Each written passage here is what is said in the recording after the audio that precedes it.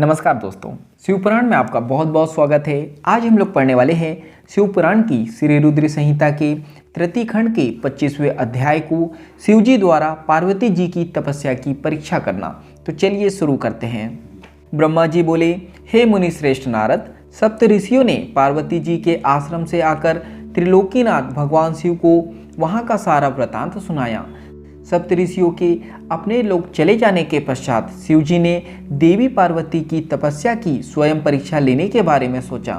परीक्षा लेने के लिए महादेव जी ने एक तपस्वी का रूप धारण किया और उस स्थान की ओर चल दिए जहां पार्वती तपस्यारत थी। आश्रम में पहुंचकर उन्होंने देखा देवी पार्वती वेदी पर बैठी हुई थी और उनका मुखमंडल चंद्रमा की कला के समान तेजो उद्दीप्त था। भगवान शिव ब्रह्मण देवता का रूप धारण करके उनके सम्मुख पहुँचे। ब्रह्मण देवता को आया देखकर पार्वती ने भक्तिपूर्वक उनका फल फूलों से पूजन सत्कार किया। पूजन के बाद देवी पार्वती ने ब्रह्मण देवता से पूछा, हे ब्रह्मण देव, आप कौन हैं और कहाँ से पधारे हैं? मुनीश्वर, आपके परम तेज से यह पूरा वन प्रकाशित हो रहा है। कृपा कर मुझे अपने यहाँ आने का कारण बताएं। तब ब्राह्मण रूप धारण किए हुए महादेव जी बोले, मैं इच्छा अनुसार विचरने वाला ब्राह्मण हूँ। मेरा मन प्रभु के चरणों का ही ध्यान करता है।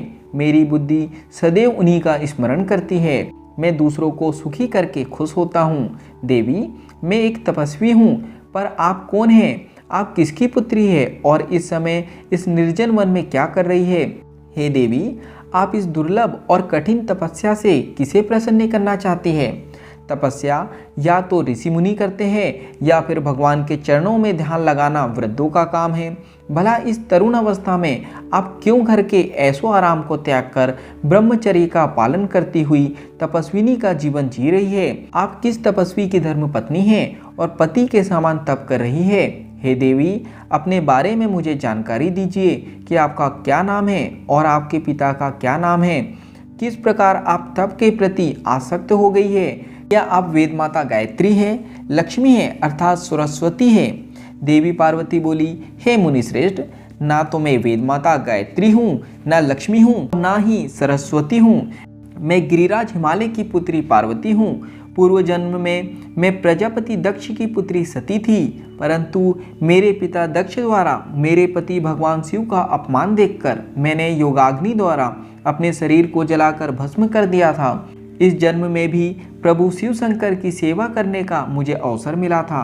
मैं नियम पूर्वक उनकी सेवा में व्यस्त थी, परंतु दुर्भाग्य से कामदेव के चलाए गए बाण के फलस्वरूप शिवजी को क्रोध आ गया और उन्होंने कामदेव को अपने क्रोध की अग्नि से भस्म कर दिया और वहां से उठकर चले गए। उनके इस प्रकार चले जाने से मैं पीड़ित होकर उनकी प्राप्ति का प्रयत्न करने हेतु तपस्या करने गंगा के तट पर चली आई हूँ। यहाँ मैं बहुत लंबे समय से कठोर तपस्या कर रही हूँ ताकि मैं शिवजी को पुनः पति रूप में प्राप्त कर सकूँ, परंतु मैं ऐसा करने में सफल नहीं हो सकी हूँ। मैं अभी अग्नि में प्रवेश करने ही वाली थी कि आपको आया देखकर ठहर गई। अब आप जाइए, मैं अग्नि में प्रवेश करूँगी क्योंकि भगवान शिव ने मुझे स्वीकार नहीं किया है।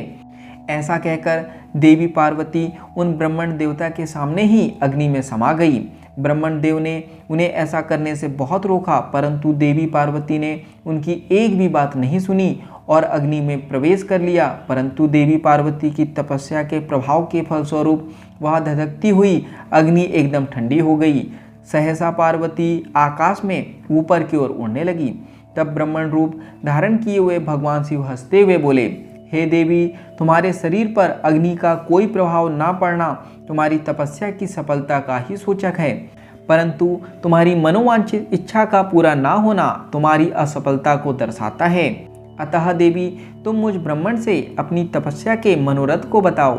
शिवजी के इस प्रकार पूछने पर उत्तम व्रत का पालन करने वाली देवी पार्वती ने अपनी सखी को उत्तर देने के लिए कहा।